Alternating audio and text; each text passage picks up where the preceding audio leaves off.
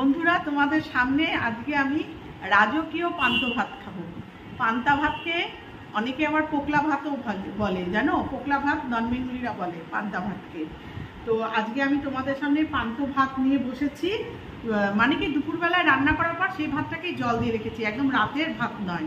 ঠিক আছে, ঠিক আছে। তার সঙ্গে কি কি নিয়েছি দেখে নাও। এই যে চানাচুর আছে, আর জলপাই আর আম তেল। এটা হলো আম আর এটা হলো জলপাই। এই যে তেলটা দিয়ে ভাতটাকে মাখবো ভালো করে। আচ্ছা, এই যে আম, এটা আম আর এটা জলপাই, বোঝা যাচ্ছে কি? হ্যাঁ। আর এই যে আছে মাছ ভাজা, আর পেঁয়াজ, শুকনো লঙ্কা ভাজা আছে, লবণ আছে, কাঁচা লঙ্কা আছে, পেঁয়াজ কুচিও আছে। ঠিক আছে।